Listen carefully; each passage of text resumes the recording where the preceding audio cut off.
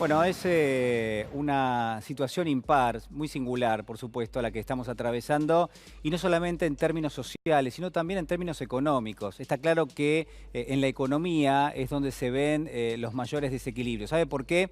Porque no todos tienen las mismas posibilidades, porque no todos, de alguna manera, están equipados, llamémoslo de esta forma, para atravesar el momento. Pero daría la sensación de que hay muchísimas personas que no quieren entenderlo y que no han aprendido a lo largo de los años de qué está hecho eso que llamamos cotidianeidad, cómo es la supervivencia, cómo de alguna manera lo que pasó necesariamente teje en este momento, tiene una relevancia enorme, sobre todo cuando lo que pensamos, y lo discutíamos recién con el doctor Pedro Can, es que no hay curva de aprendizaje en todo esto, de que no hay un manual que nos diga cómo atravesar este momento y donde por supuesto hay en gran medida pruebas, pero también hay errores. Y hay un aprendizaje a partir de esas circunstancias. Circunstancias que, por supuesto, va a haber que ir atravesando. En ese sentido, el escenario, creo yo, que está de alguna manera bastante claro. Que el impacto económico no es solamente en la Argentina, sino que también tiene epicentro en otros países, en muchísimos países en el mundo,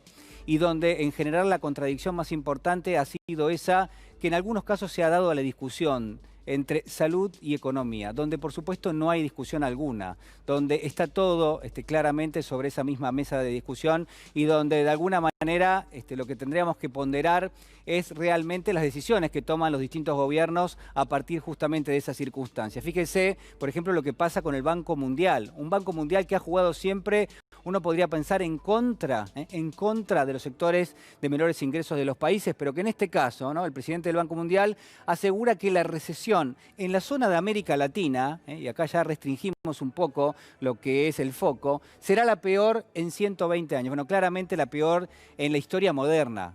Esto hay que marcarlo. ¿Por qué? Porque no es el mismo mundo el que teníamos hace 120 años que el que tenemos hoy. Son otras las herramientas, son otras las miradas, por supuesto también es otro el aprendizaje. Por eso habrá que valorar en todo caso que haya un Banco Mundial que a partir de la Segunda Guerra se haya dispuesto en un instrumento para generar algún tipo de reactivación económica en una zona del planeta que había quedado devastada justamente por el enfrentamiento bélico. Ese Banco Mundial, en algún caso, se preocupó alguna vez por erosionar quizás algunas posibilidades, por ejemplo, desde el neoliberalismo, ¿no?, que no empieza a tejer de vuelta y que en todo caso tengan una oportunidad aquellos que necesitaban del estado de bienestar. De esas políticas que conforman un estado de bienestar. Políticas que nacieron con la Segunda Guerra, a partir de la posguerra, y que sirvieron durante 30, 40 años para establecer aquello que hoy consideramos el estado de bienestar. Que está claro que en algún punto, en algún momento, dejó de tener relevancia y que ha perdido una vigencia enorme, sobre todo en las últimas 2 o 3 décadas. Por eso no se entiende que personas o personajes, llámelo como usted quiera, que en algún caso han estudiado, que han frecuentado la historia, que han tomado de primera mano esto que yo le estoy contando, que saben lo que es el estado de bienestar, cuál fue el objetivo, cómo se edificó a lo largo de los años y cómo también perdió relevancia, que saben todo eso, que en este contexto, en lugar de estar hablando justamente de la necesidad de un Estado más fuerte, de la necesidad de políticas públicas vinculadas al estado de bienestar, salud, educación, justicia, mayor cantidad de derechos, un mercado doméstico pujante. En lugar de estar proponiendo eso, que son ellos los responsables que tendrían que hacerlo, que estén criticando y que en todo caso las propuestas vayan por otro lado, ¿no? Por eso quiero destacar esto que estamos viendo aquí. El señor Hernán Lacunza, usted lo conoce, exfuncionario en el gobierno provincial de María Eugenia Vidal, después fue exfuncionario también, ministro de Economía del expresidente Mauricio Macri. Hernán Lacunza cuestionó el manejo de la economía en medio del coronavirus y dijo: la foto del final va a ser peor. Compartimos esta nota. Sanitaria, los dos son mejores a los mundiales, a las nacionales por lo menos. Si bien la película todavía no terminó, nadie puede cantar victoria, los económicos son peores, tener en una posición inicial, si comparo con vos, más delicada, porque veníamos de un año y medio de recesión o de estancamiento, la foto al final va a ser peor. Yo sé que acá dentro de 6 meses hay un iceberg, entonces ya lo vi, entonces tengo tiempo y voy a cambiar el rumbo, voy a cambiar la velocidad, voy a tomar las medidas necesarias para que eso no ocurra. Bueno, eso no se ve. Entonces, ese bien público que es mostrar un programa económico, de corto y de largo, pero por lo menos de corto, fiscal, monetario, financiero, no está, y eso hay que mostrarlo.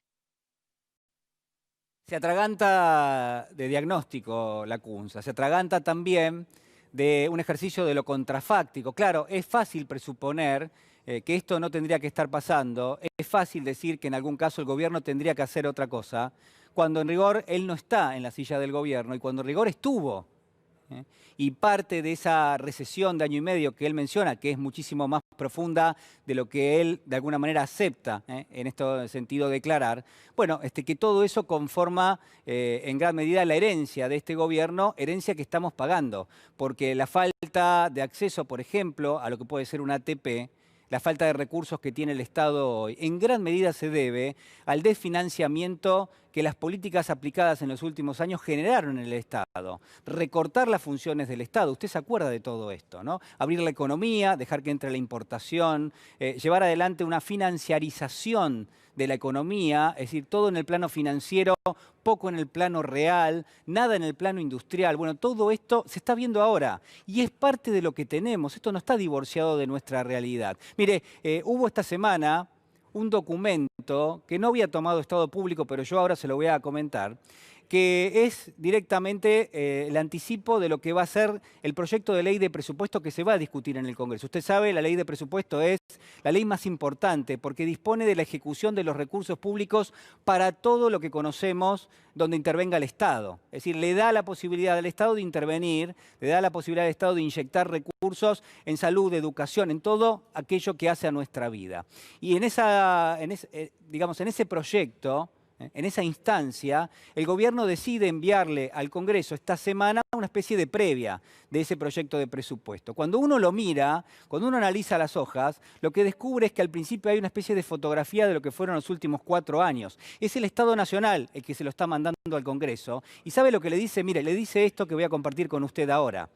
Le dice que el contexto económico del año 2019 lo que hubo fue desregulación de la cuenta financiera y del movimiento de capitales, que hubo menos impuestos a los más ricos. Este es el detalle que el gobierno le acerca al Congreso, que hubo una devaluación del 400% en el periodo 2015-2019, que hubo una inflación del 295%.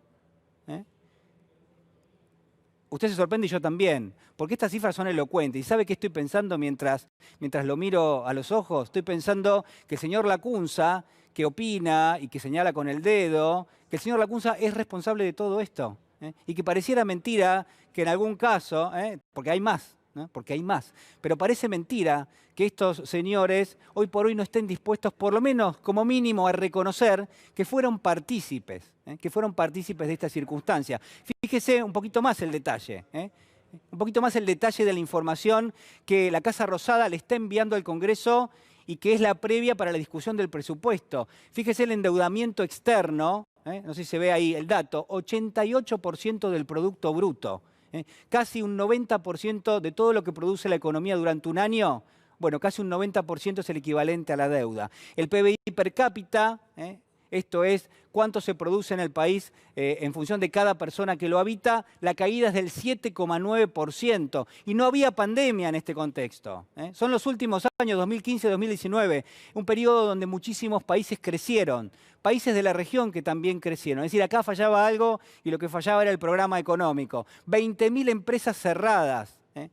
20.000 empresas cerradas y una pobreza del 35,5% que por supuesto ahora va a subir, porque no se puede en gran medida poner, yo digo, un paño donde realmente la situación es muy complicada y es muy compleja. Por último, para terminar, más allá de la paradoja de que quienes están criticando, como el señor Lacunza, fueron partícipes de las políticas que generaron todo esto, y estoy compartiendo con usted los números oficiales, la segunda paradoja, quizás la más importante, es que dentro de esas críticas, ¿sabe qué aparece? Aparece más de lo mismo. Aparecen las mismas recomendaciones de aquello que aplicaron y que realmente no funcionó.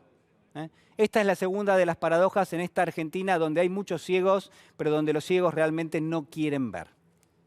5:30 de la tarde en la República Argentina, momento